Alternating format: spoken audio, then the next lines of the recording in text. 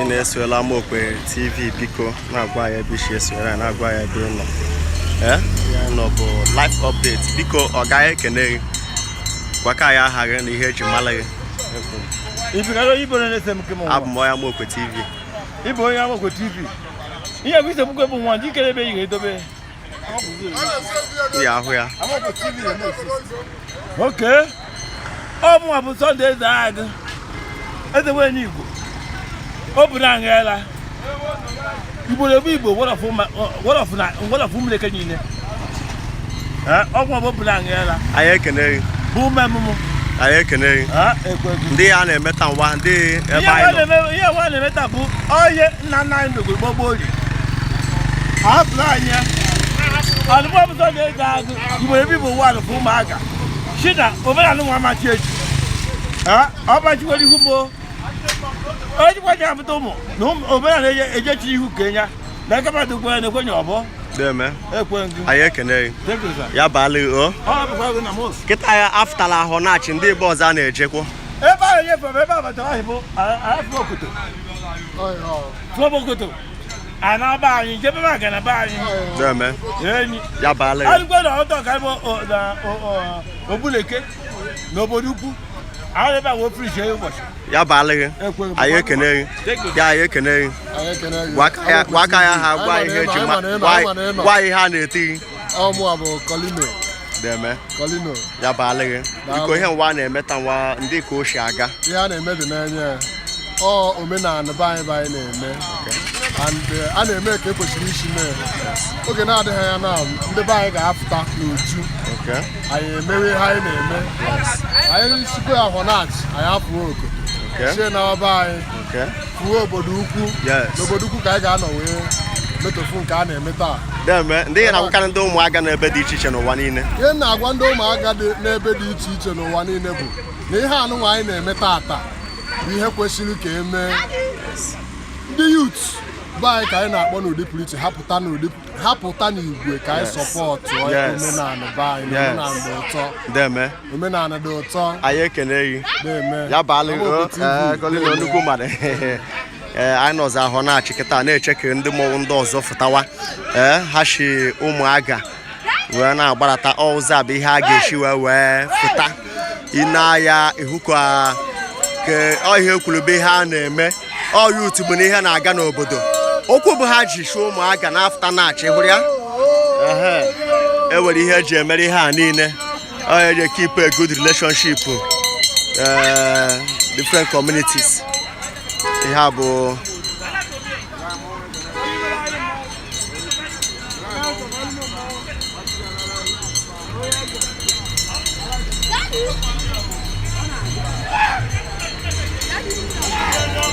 deme anyị ekene gị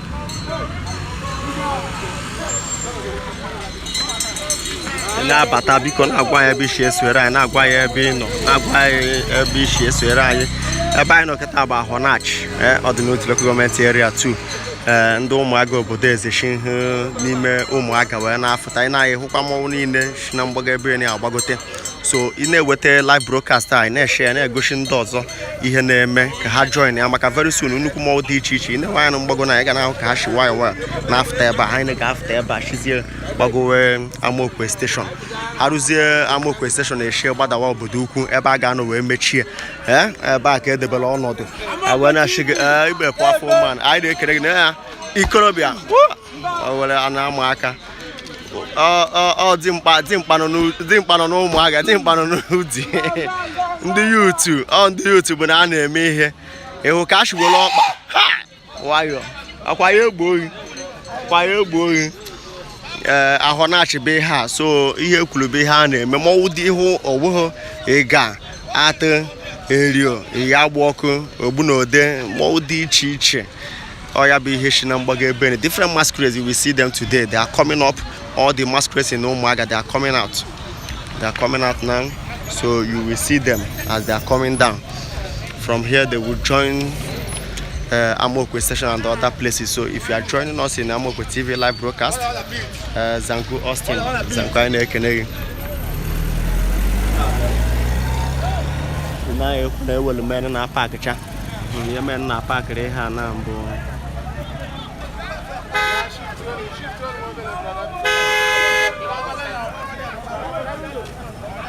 for them to join us. You know, they are coming from Umuaga side. This is Afonach. That's where they are coming out. So, Biko, the next way lie. And I go every chase will lie. And I go every no. Let go.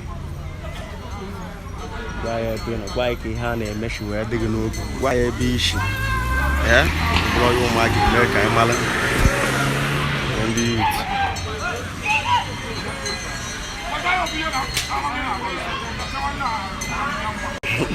oh, yeah.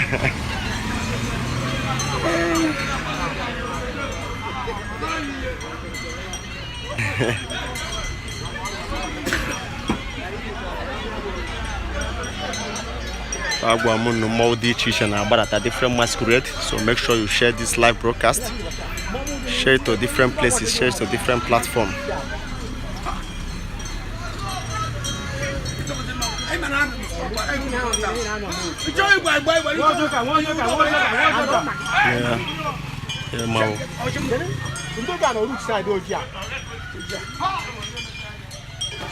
They are coming down more and more.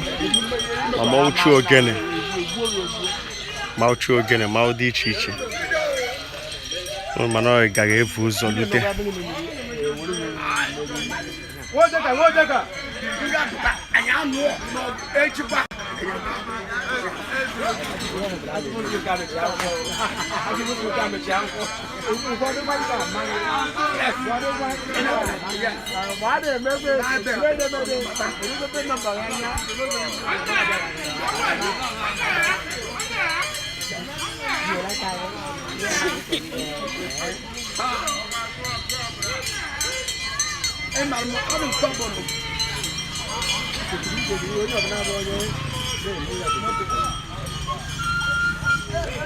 Masquerades are coming down more and more. Masquerades are coming down. Tell us where you're joining us from. Tell us where you are. And make sure you share this video. Let it go viral too. Let others join. If you don't share this video, others will not see what is happening. They won't hear about this very festival. We hear Aneke, Ukumawo, Umuaga, Obodoeze. You know to look comment area. Maka yes, we go Shika and you can get on Kusi well done. See it.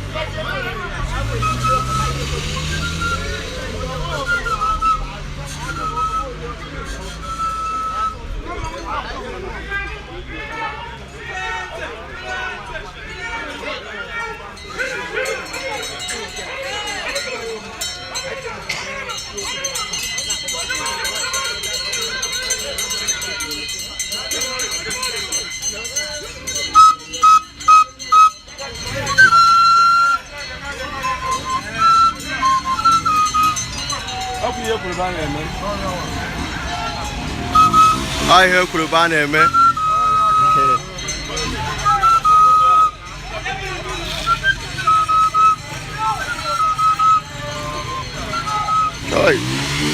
Oh, Jaggy Charger, oh, Jaggy Charger, oh, Jaggy Charger, oh, Jaggy Charger, oh, Jaggy Charger. Oh, what get that? I will get on no look. I don't want to touch.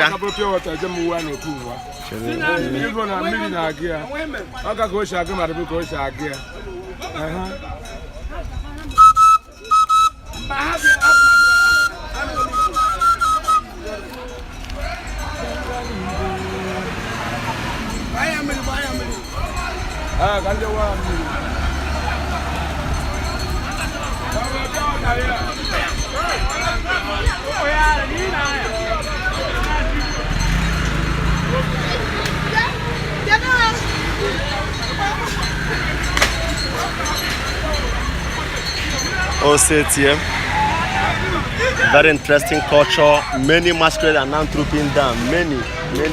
There are much now. This is the time to see different masquerades. You can see the youths. They are demonstrating their vibrancy. The flogging is just for entertainment purposes, not for anything. All the show is to make the festival interesting. Nobody is fighting each other. They are friends, family, brothers, relations in one way or the other. The same place, the same community. But they are making it to be lovely, interesting, and entertaining. That's why it shows energy, vibrancy from the youth world. You can see this masquerade as they are coming down.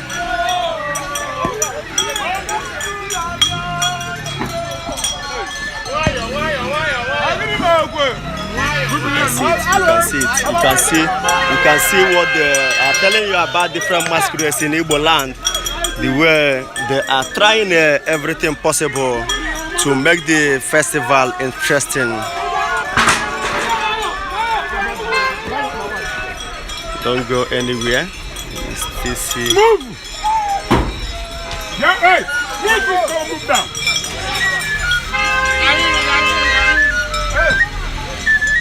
Please tell us where you're joining us from. Tell us where you are. Tell us where you're following. Anywhere you're joining us all over the world, let us know where you are. It's very, very important that you tell us where you're joining us from.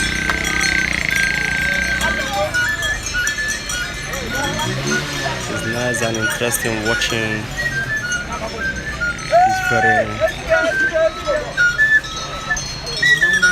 This is a very interesting festival, and it's happening live. Umuaga Obodoeze Otan Wabo Haneme Ihe Aneke. Eweneka Nemawo very neat. Nemawo.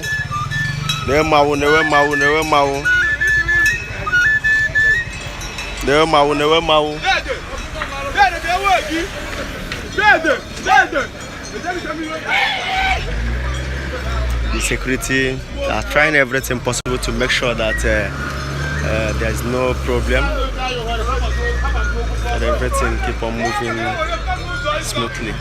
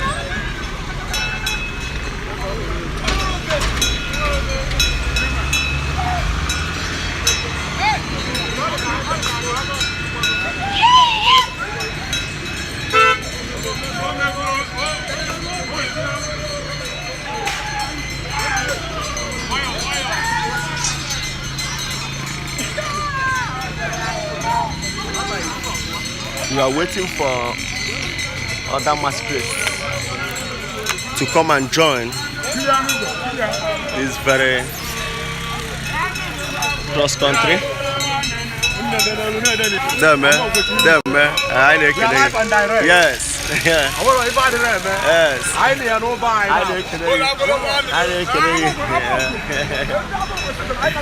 Confirm. Life and direct. You're on our phone live.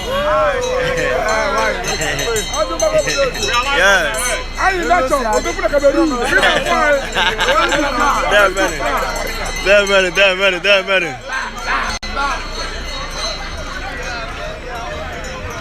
Nata.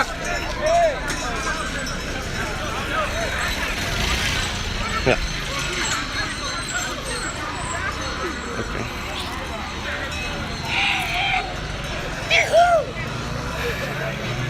Mara jukwa n'mgbago mana ka anyị ka na-eche mmụọ ọkwa wee mmụọ ndị ọzọ na-agbarata ọkwa wee mmụọ ka na-abịa okay ka anyị chere ha ebe a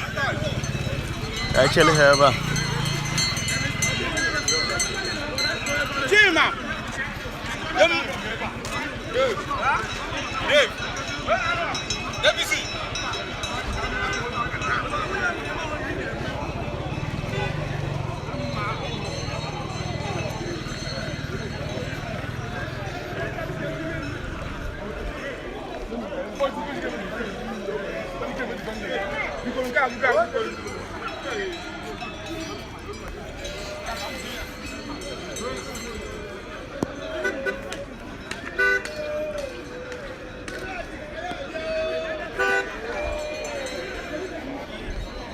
Let's go up small.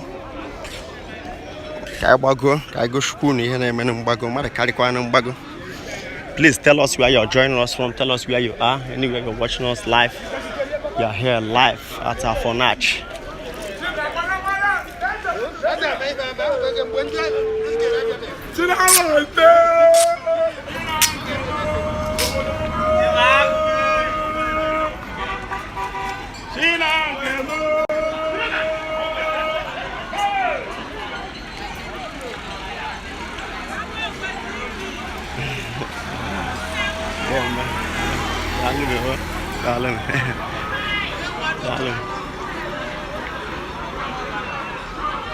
It's happening live here at Afonach in Masquerade.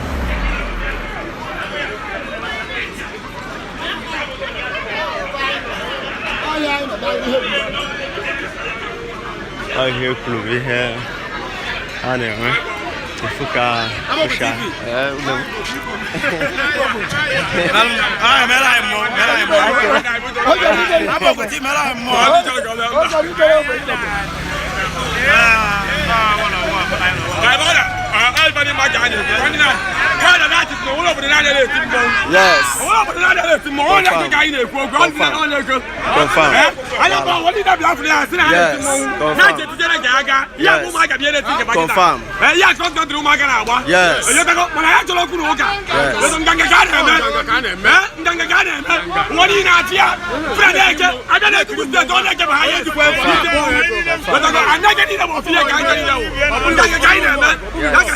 Thank you.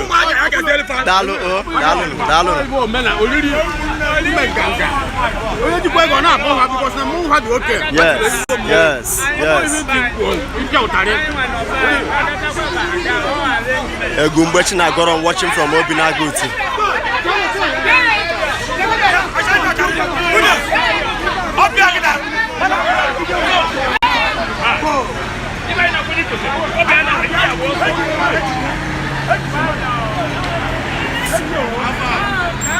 Egumbechina got on Aneke.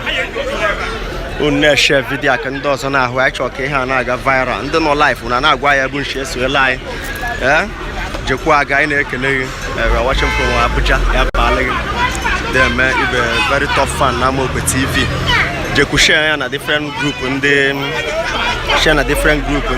Umuaga no ha na ahụ ya nga ho kiti mawo nnukwu mawo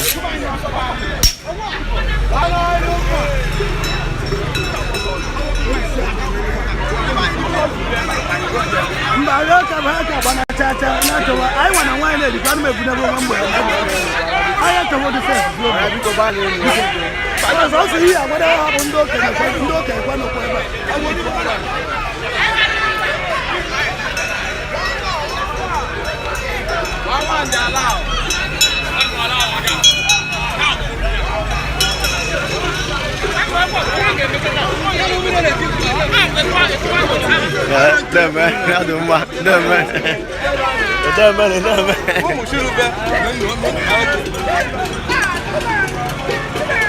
King Bushi from Ghana, King Bushi Aneke. That location right now Amokwe TV. The way mau. Ona.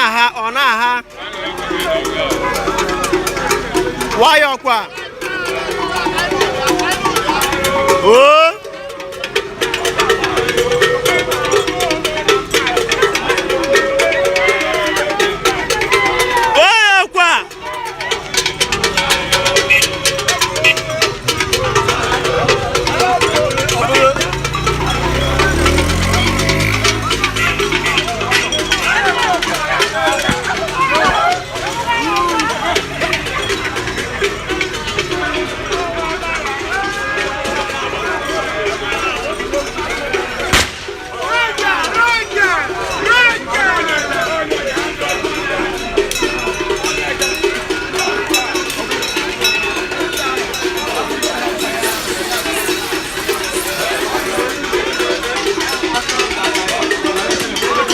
Share this video, let it go viral. Jekwa Aneke again. Oh, Nuku Madabebo is more fun. I'm Amokwe TV. Oh, Maudiego.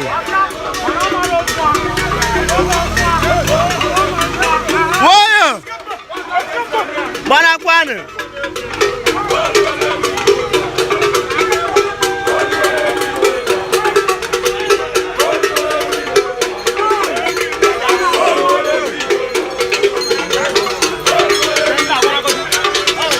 More carrier.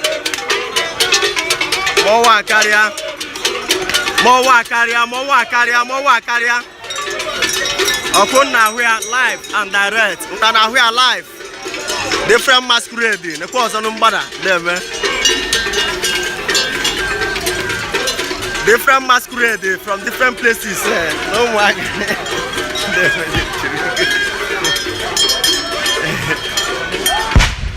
Oh, I hear Kulubane me. I hear Kulubane me. Upon now who goes ha. No maudi chiche. No maudi chiche.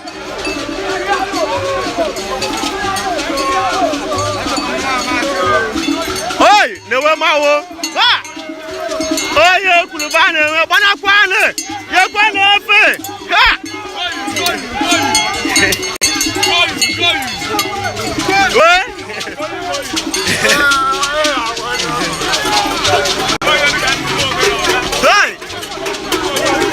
I hear Kulubane me.